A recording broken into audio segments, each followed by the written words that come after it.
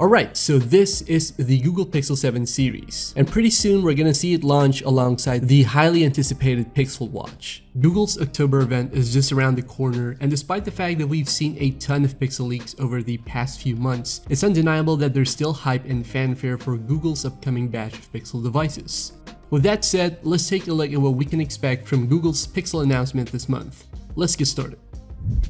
Now, the main highlight of the event will undoubtedly be the Google Pixel 7 and the 7 Pro, which are Google's latest flagship phones, taking over for the Pixel 6 series from last year. Obviously, we can expect the new Pixel phones to come with some upgrades to design and internal specs, with some familiar prices to boot. At this point in time, we have a pretty good idea of what the phones will now look like, thanks to a ton of leaks over the past few months and some actual product renders from Google as well. The new phones will come in 3 colors, each with a very similar looking design to the Pixel 6 and 6 Pro. This time around though, Google has opted for a more metallic coverage on the rear cameras, which does a good job distinguishing the Pixel 7 series from the older Pixel 6 models. Speaking of cameras, we can expect Google to showcase the imaging performance of the new phones, given that the Pixels are best known for their amazing mobile photography. As with last year's Pixels, it's very likely that we will see Google use the same 50 megapixel Samsung Gen 1 sensor, which will be accompanied by an ultra-wide lens in the form of the Sony IMX3A1. There will be some new hardware though, as the Pixel 7 Pro will use a Samsung Gen 1 sensor for telephoto shots. This is not the first time that Google has reused camera hardware though, as we have seen this before on the company's older Pixel phones. In any case, the Pixel phones do make up for this with some very impressive computational photography. Additionally, it's expected that we'll get the second generation Google Tensor chip, which at this point is referred to as the G2, and is very likely that this new chip will offer improvements in terms of performance, overall stability, and power efficiency.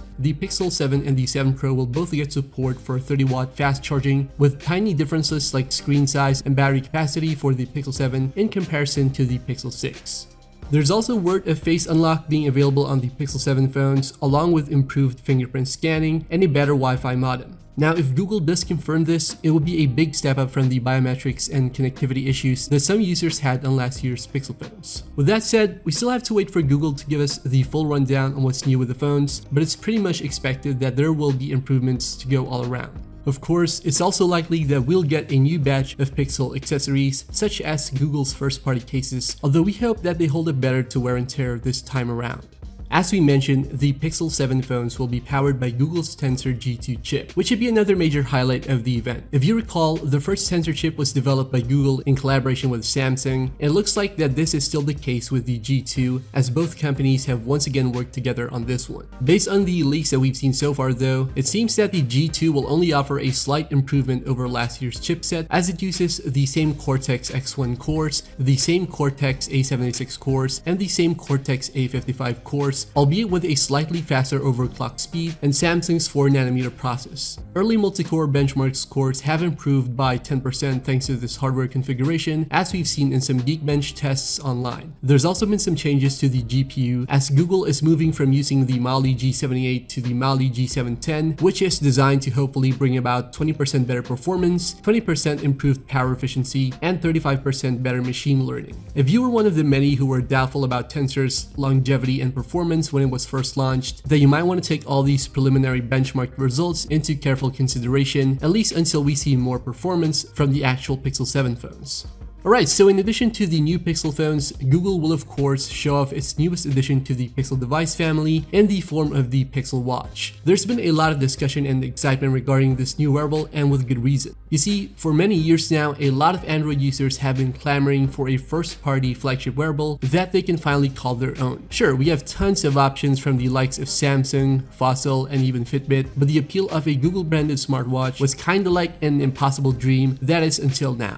It's expected that Google will reveal the Pixel Watch with Wear OS 3, and as we've already seen, it will come with a circular design, a rounded dome touchscreen display, and a single crown for navigation controls. You might have even seen the debate surrounding the Pixel Watch's design, which seems to come with rather thick bezels around the sides. What makes the Pixel Watch unique from other wearables is that it comes with Fitbit integration, meaning that users will be able to access certain Fitbit software features and will even be able to use hardware that's found on other Fitbit wearables like skin temperature readings, SpO2 tracking, and maybe even ECG support, to name a few. With that said though, it's interesting to see that the Pixel Watch will launch just some days after the new Fitbit Sense 2 and the Fitbit Versa 4, which are technically Google wearables too, since the latter now owns Fitbit and has gone to great lengths to fully incorporate the fitness brand into its software and hardware projects.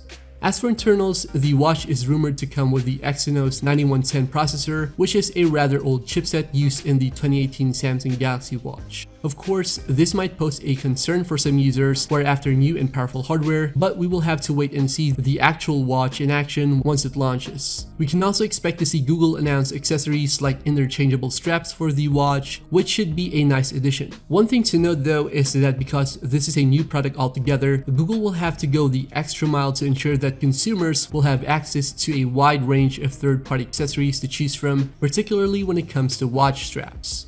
Of course, no Pixel event is complete without a price reveal. With that said, it's been speculated that Google will keep the Pixel 7 and the 7 Pro priced similarly to last year's Pixel 6 phones at around $599 for the Pixel 7 and $899 for the Pixel 7 Pro, which will make them significantly cheaper compared to other flagship smartphones out there. As for the Pixel Watch, it's expected that the new wearable might cost around $350 for a GPS model and $399 for an LTE equipped version. Given that competitors like the Apple Watch and the Galaxy Watch offer base models that start at around $250 and $270 respectively, Google has a lot of work cut out for them to convince buyers that the Pixel Watch will offer tremendous value at a starting price. So, are you guys excited for the Pixel event this October? Will you be getting the new products, or are you still on the fence about crossing over to the Google side of things? Let us know in the comments below. Now, if you did like this video, don't forget to like and subscribe. Thanks a lot for watching, and we'll see you guys in the next one.